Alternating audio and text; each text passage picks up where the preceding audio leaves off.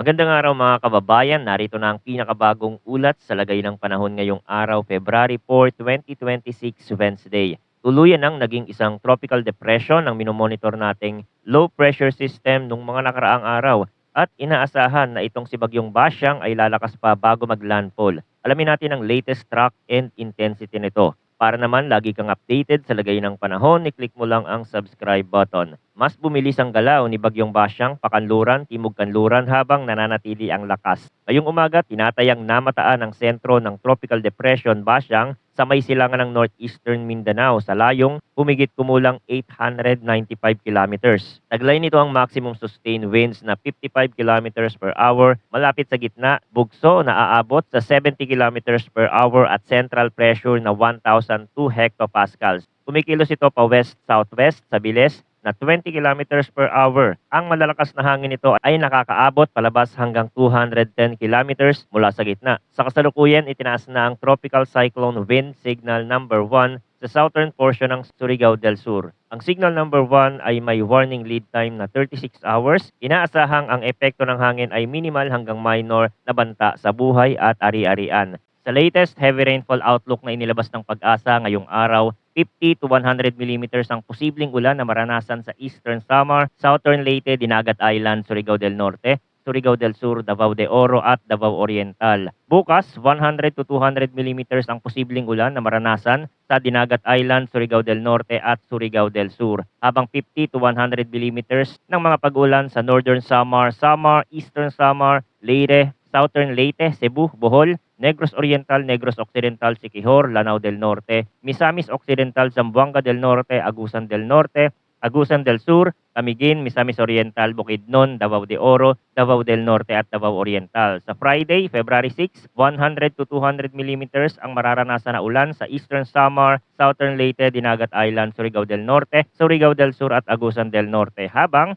50 to 100 millimeters naman sa Northern Samar, Leyte, Cebu, Bohol, Negros Oriental, Negros Occidental, Siquijor, Agusan del Sur, Misamis Oriental, Misamis Occidental, Lanao del Norte, Lanao del Sur, Zamboanga del Norte, Camiguin at Bukidnon. Tandaan na sa kabundukan at mga matataas na lugar, maaaring mas mataas pa ang aktual na ulan at kung may naunang malalakas na pag-ulan, mabilis lumala ang pagbaha at pagguho ng lupa dahil sa significant antecedent rainfall. Sa track and intensity outlook, sinasabi ng Pag-asa na kahit wala sa mismong landfall point o labas ng forecast confidence cone ang lugar, posible pa rin makaranas ng malalakas na ulan at seryosong hangin ang mga karatig na bayan na tatamaan ng outer rain bands. Si Bagyong Basyang ay inaasahang kikilos generally west-southwest hanggang bukas bago dahan-dahang liliko pa west-northwest pagsapit ng Friday, February 6 sa umaga. Sa inaasahang landas, inaasahan ang unang pagtama ng sentro sa silangang Mindanao sa pagitan ng gabi ng bukas at umaga ng Friday. Pagkatapos nito, tatawid sa kalupaan ng northeastern Mindanao, dadaan sa central at western Visayas at posibleng lumabas sa Sulusi pagsapit ng Sabado, February 7 ng umaga. Sa hapon ng Sabado, tatawirin nito ang hilagang bahagi ng Palawan at muling lalabas sa West Philippine Sea.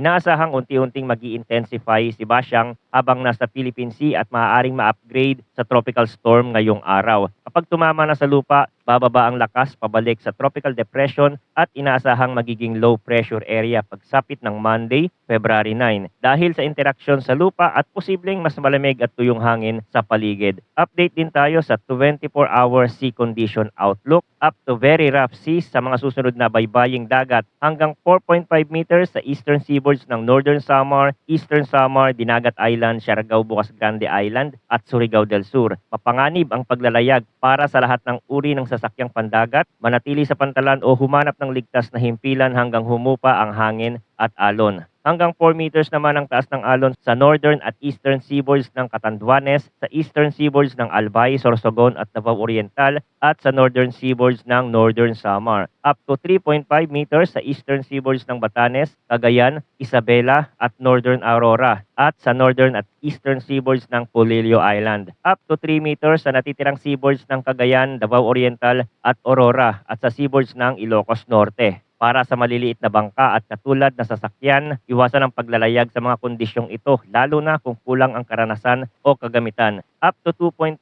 meters sa natitirang seaboards ng Ilocos Region at sa eastern seaboards ng Davao Occidental, sa seaboards ng Cuyo, Cagayan Silio at Kalayaan Island at sa western seaboards ng Antique. Up to 2 meters sa western seaboards ng Zambales, Bataan, Occidental Mindoro kasama ang Lubang Island at Aklan, sa mga seaboards ng Palawan at sa eastern seaboards ng Southern Oriental Mindoro. Para sa mga motorbangka at kahalintulad, mag-ingat ng husto at iwasan kung maaari ang paglalayag habang umiiral ang ganitong mga kondisyon. Sa iba pang baybayin, mas mababa sa 2 meters ang taas ng alon. Sa kasalukuyang galaw habang hindi pa nakakalapit ang core, uunahin ni Bagyong Basyang nahagipin ng malalawak na rain bands ang Pacific facing na lalawigan. Asahan ng maagang pag-ulan sa umaga, bahagyang pagliliwanag sa tanghali at panibagong malalakas na buhos sa hapon hanggang gabi, lalo na sa mga probinsyang nasa listahan ng heavy rainfall outlook. Inaasahang mas magiging organisado ang sirkulasyon habang nasa dagat pa at bago tumama sa silangang seaboards ng Mindanao. Sa oras na tumama sa lupa, bababa ang bilis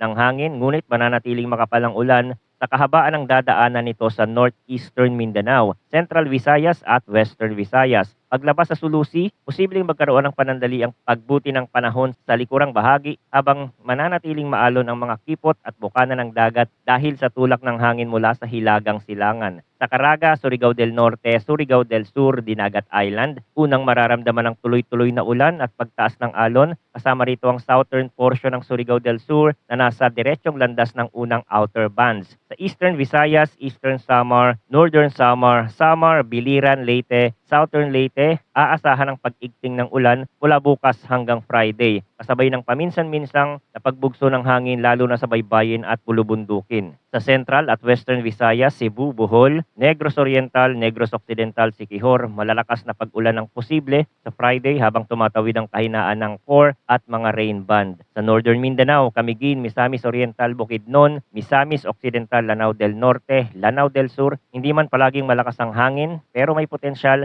sa biglaang pagbuhos lalo na sa hapon at gabi. Sa Davao de Oro, Davao del Norte at Davao Oriental, uulan din sa outer bands kahit hindi mismong core ang dadaan. So uulitin natin, si Basyang ay isa ng tropical depression na may maximum winds na 55 kilometers per hour at gust na 70 kilometers per hour. Nasa layo na humigit kumulang 895 kilometers sa silangan ng northeastern Mindanao. Kumikilos pa west-southwest ng 20 kilometers per hour. Bukas at sa Friday, malalawak na lugar sa silangang Mindanao at silangang Visayas hanggang Central at Western Visayas ang makakaranas ng 50 hanggang 100 millimeters na ulan. Landfall window sa pagitan ng gabi ng bukas at umaga ng Friday sa silangang Mindanao. Posibleng tumawid sa Visayas, lalabas sa Sulusi sa Sabado ng umaga, tatawid sa Hilagang Palawan sa Sabado ng hapon at muling lalabas sa West Philippine Sea. May potensyal na maging tropical storm sa dagat pero hihina pabalik sa tropical depression pagkatapos ng landfall at maaaring maging low pressure area pagsapit ng Monday, February 9. Manatiling nakatutok sa mga susunod na update tungkol kay Bagyong Basyang